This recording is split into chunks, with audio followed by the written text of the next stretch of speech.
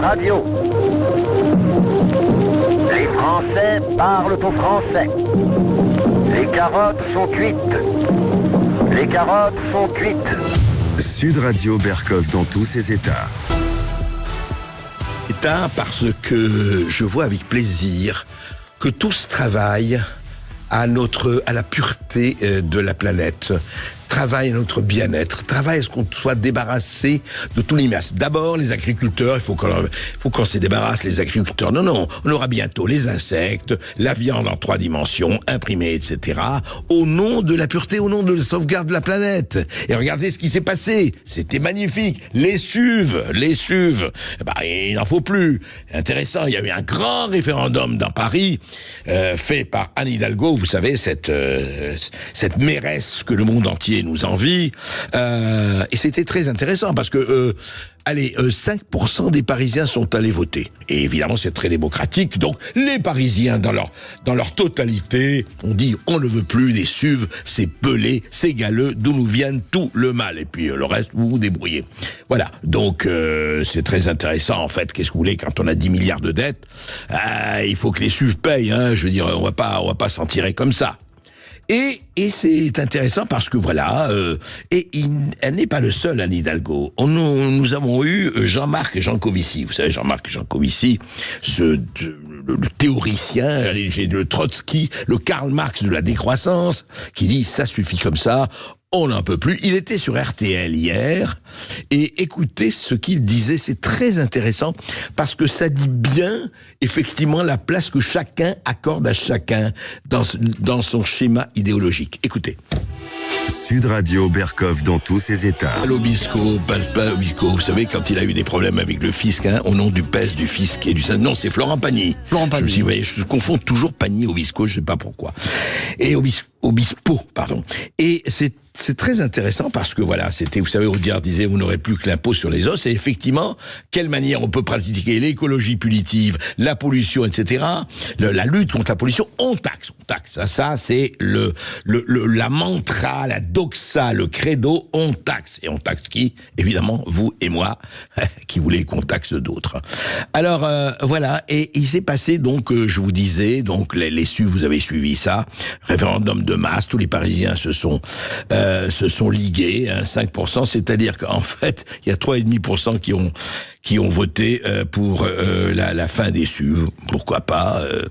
Voilà, et Jean-Marc Jancovici, on parlait de ça sur RTL. Alors voilà ce qu'il a dit, Jean-Marc Jancovici, encore une fois le théoricien de la décroissance, l'un des théoriciens de la décroissance. Écoutez.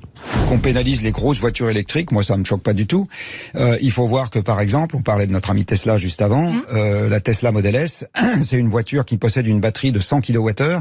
Avec une batterie de 100 kWh, vous faites 3 petites voitures pour gilets jaunes. Donc il faut, si on favorise les grosses voitures électriques, qui sont celles en général que les constructeurs aiment pousser parce que c'est là-dessus qu'ils font leur marge.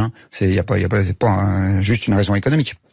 Eh bien, du coup, avec la même quantité de batterie qu'on produit, on peut faire moins de voitures. Mais sauf que ces SUV, c'est l'ancien monospace en fait. Enfin, ce sont des voitures familiales pour beaucoup. Je pense à des Franciliens qui habitent hors de Paris, qui ont des enfants. À chaque fois que j'explique que de pénaliser les grosses voitures, on me jette à la figure les familles avec 25 enfants. Non, mais pas 25, mais même vous en avez 2, Jean-Marc Jancovici. Attendez, 2 enfants en bas âge dans le métro aujourd'hui à Paris, c'est pas facile. Écoutez, vous l'avez déjà fait? Écoutez, le changement sans changement, ça va être compliqué. Donc il faut assumer en fait.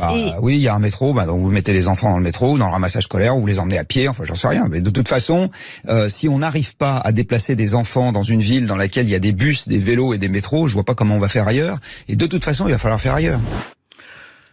Alors c'est très intéressant. Oui, c'est très intéressant. D'abord, je vais te dire, c'est passionnant de voir comment on parle des gens. D'abord, mais les grandes voitures électriques, c'est 3 voitures pour gilets jaunes. Petits gilets jaunes, là, c'est plouc, ils ont qu'à prendre des petites voitures, ça va, quoi. Pas besoin de... Et puis, la journaliste lui dit, oui, mais vous savez, il n'y a pas que ça, Il y a les familles, il y a les enfants, ils ont besoin de voitures un peu plus grosses. Ah, vous n'allez pas commencer à nous emmerder avec les enfants. Ben, les enfants, on les met sur les bicyclettes. Et puis quoi, on va prendre des poubelles. On va faire le tri sélectif, et on va mettre les enfants de 5 ans dans telle poubelle, les enfants de 3 ans dans telle poubelle, et les enfants, oui, le tri sélectif. Écoutez, et puis, pas de changement sans changement, quoi. Ça suffit. suffit, je veux dire, soyons clairs, alors on peut plus rien faire. Alors, si avec les bus et les métros, vous en fournez pas vos enfants, oui, mais attendez, quand je veux faire mes achats et faire ma truc au sud, mais c'est pas des problèmes, ça, mais non, les batteries, c'est ça le problème, c'est les batteries, mais oui, mais bien sûr, c'est magnifique. C'est-à-dire, au fond, ces gens ont une idéologie où, effectivement, les êtres humains, bon, ça passe à côté. Oui, non, mais c'est pas, on va se débrouiller, hein, il n'y a pas de problème. Voilà. Ça s'appelle, je ne sais pas, le recyclage, l'éco-critique, le Greta Thunbergisme à visage humain ou inhumain. Intéressant, en tout cas, hein. En tout cas, c'est très bien. Au fond, si, vous savez, alors, nous, on habite Paris, certains, ça va très bien, mais pour les bouseux, les ploucs, les provinciaux qui n'habitent pas Paris, eh ben, vous vous débrouillez, vous ne venez plus à Paris. Vous viendrez une fois par an, et le même Jean-Marc Jancovici, rappelez-vous, il disait, vous aurez droit à 4 vols toute votre vie. Fini les voyages. 4 vols pour toute votre vie. Eh oui, c'est bon pour vous, ça, les gars. Voilà, c'est bon pour vous. Ça s'appelle effectivement l'humanisme, n'est-ce pas ?